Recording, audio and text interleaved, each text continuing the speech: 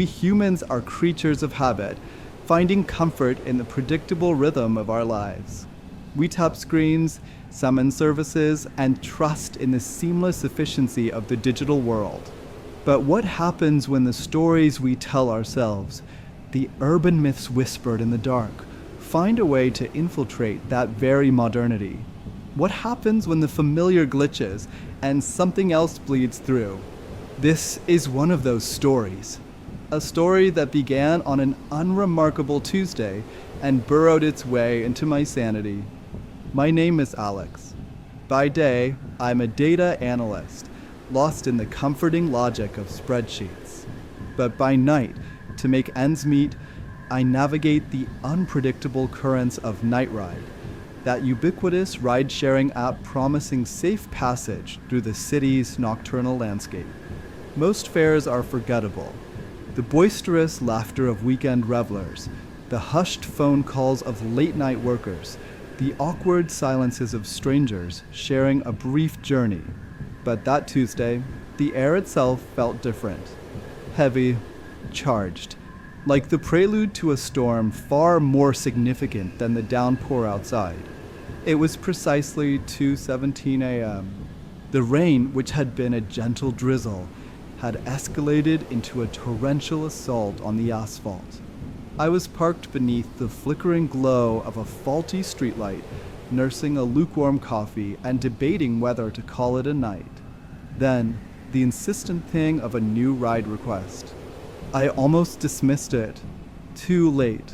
Too wet. Too something. An unease prickled at the back of my neck, a feeling I couldn't quite place, but couldn't ignore either. Against my better judgment, I swiped to accept. The app illuminated a pickup location a few blocks west, in the historic district. The GPS directed me towards a part of town that always felt out of sync. Grand, decaying Victorian houses loomed in the darkness, their darkened windows like vacant eyes staring into the night. Streetlights were few and far between, casting long, distorted shadows that danced with the rain. It was the kind of place where the silence held a weight, where you could almost hear the echoes of forgotten lives and untold stories. A place where urban legends felt like they could take root and flourish. I reached the designated corner, an intersection shrouded in mist and the oppressive drumming of the rain. I scanned the empty sidewalk. No one. I double-checked the app. Isabel. The name floated on the screen, devoid of any further information. Her profile picture was a stark black silhouette against a white background. No face. No distinguishing features. Just an absence. A chill snaked down my spine. Creepy, undeniably so, but late-night riders could be eccentric. I told myself not to be superstitious. 5 minutes crawled by, each tick of the car clock amplifying the growing knot of anxiety in my stomach. 10 minutes. The cancellation option on the app glowed invitingly. Just as I was about to tap it, a sudden movement in my peripheral vision. A figure materialized from the swirling rain and slipped silently into the back seat. My breath hitched. She was strikingly pale, her skin almost translucent in the dim interior light.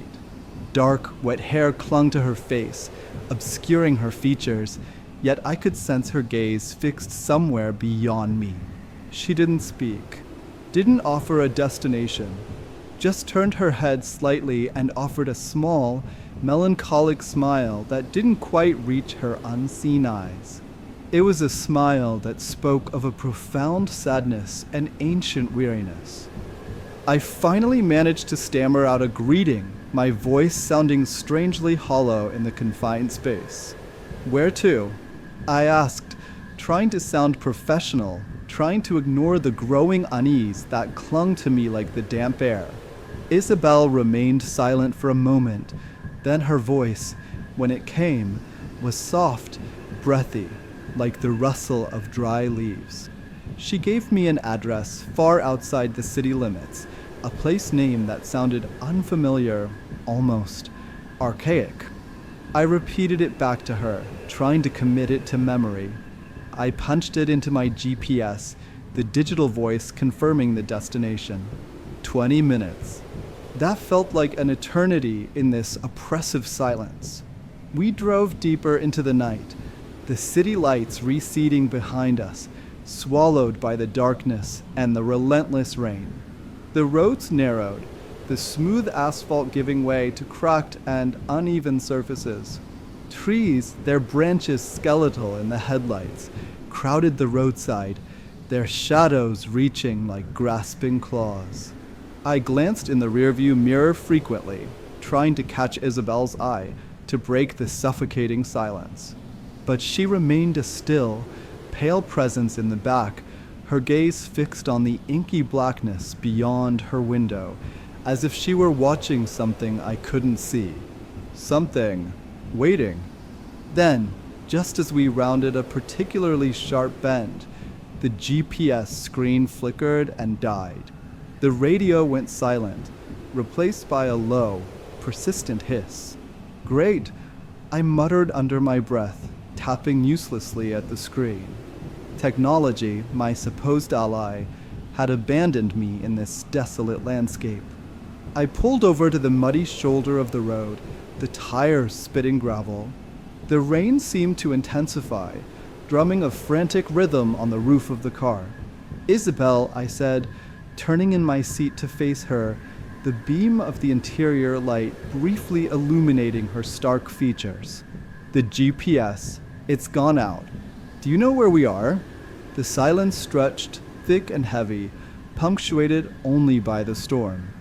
I waited for a response, a confirmation, anything.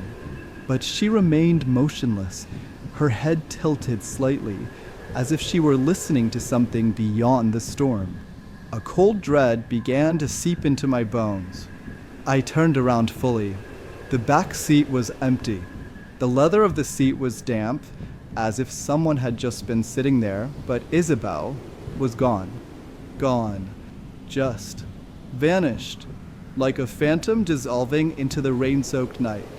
I scrambled out of the car, my heart hammering against my ribs. I frantically yanked open the back doors, the hinges protesting with a rusty groan. Nothing. The seats were empty. The floor was bare. It was as if she had never been there at all. I ran my hands over the upholstery, the cold dampness sending a shiver down my spine. Locked. The doors had been locked from the inside. The windows were all the way up. There was no logical explanation. My mind raced, grasping for any rational possibility, but finding only dead ends. I fumbled for my phone, my hands slick with rain and adrenaline. I tried to call night ride support, my voice trembling as I recounted the bizarre events. They listened patiently, their tone polite but ultimately dismissive. No record of the ride, no passenger named Isabel, nothing matching my description. It was as if the entire encounter had been a figment of my overactive imagination, a stress-induced hallucination brought on by the late hour and the storm. But the damp seat, the lingering feeling of her presence, it felt too real. I felt like I was teetering on the edge of sanity. Back in the relative safety of my car, the engine running, the headlights cutting through the oppressive darkness, I felt a desperate urge to understand, to find some semblance of logic in the inexplicable. Vanishing hitchhiker. The words appeared on my phone screen, illuminated against the black. As I scrolled through the search results, a chilling sense of déjà vu washed over me. Tales. Old, unsettling tales. Stories whispered around campfires, shared in hushed tones late at night. A woman. A lonely road. A ride offered. A sudden, inexplicable disappearance. The details in some of these accounts, they mirrored my experience with an unnerving accuracy. But these legends, they were relics of the past. Folk tales. Superstitions. Could it be? Could it possibly be the same entity? Manifesting in a new era, using the tools of our modern world? The thought sent a fresh wave of icy fear through me. It was absurd, irrational, yet the coincidences were too stark to ignore. I finally managed to coax a weak cell signal from my phone, enough to reroute the GPS back towards the familiar glow of the city. But the journey back was fraught with a palpable sense of unease. The rain had stopped, replaced by a dense, disorienting fog that seemed to swallow the road ahead. The air was heavy, silent, save for the rhythmic sweep of my windshield wipers and the distant, mournful cry of a foghorn, a sound that seemed to echo the despair I felt. I couldn't shake the feeling that I was no longer alone, that Isabel, or whatever malevolent force she represented, was still with me, just beyond the veil of the fog. I instinctively slammed on the brakes, the tires screeching on the wet asphalt. My breath hitched in my throat. My heart hammered against my ribs, a frantic drumbeat against the suffocating silence that followed the impact. I stared out through the fog-streaked windshield, my eyes wide with terror. What had I hit? Was she back? I forced myself to get out of the car, my legs trembling beneath me. The fog swirled around me, a cold, clammy embrace. I had to see. I had to know. As I rounded the front of the car, my flashlight beam cutting through the dense mist, I saw it. Not a body, not an animal, but etched into the cold, damp metal of the hood, as if drawn by an unseen hand, was a single word, scratched deep into the paint, barely visible in the weak light. Remember. Remember what? The legend? Her haunting paleface? Or something far more sinister, something lurking just beyond the edges of my understanding? I didn't want to know. The rational part of my brain screamed for an explanation, a logical fallacy, anything to dispel the growing certainty that I had encountered something truly unnatural. I stumbled back into the car, my hands shaking so violently I could barely grip the steering wheel. I pressed down on the accelerator, the tires spinning momentarily before catching, and I drove. Faster than was safe, faster than was, until the oppressive fog gave way to the familiar, comforting glow of the city lights. But even then, the chilling word remained etched in my mind, a constant, terrifying reminder. I never drove for night ride again. The lure of extra income couldn't outweigh the lingering terror of that night. I see her sometimes, in the periphery of my vision, a pale figure in the shadows. I catch glimpses of her in the reflections of darkened windows, her sad, unseen eyes staring back at me. I tell myself it was the stress, the late hour, the power of suggestion fueled by old wives' tales. I try to convince myself that the scratched word on my hood was just a random act of vandalism, but deep down, a cold knot of fear remains. I know the truth. Some legends aren't confined to dusty books and whispered stories. They adapt. They evolve.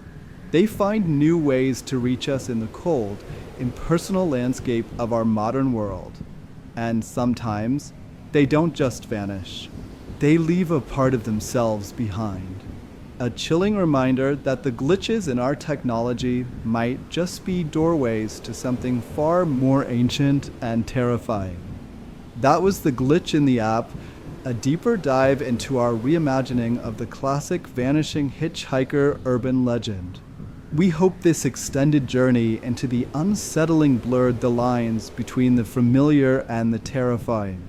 If you found yourself captivated by this chilling tale, please like, subscribe, and tap that notification bell so you don't miss our next descent into the darkness. Share this episode with anyone who enjoys a good scare, and maybe think twice before accepting that late night ride request.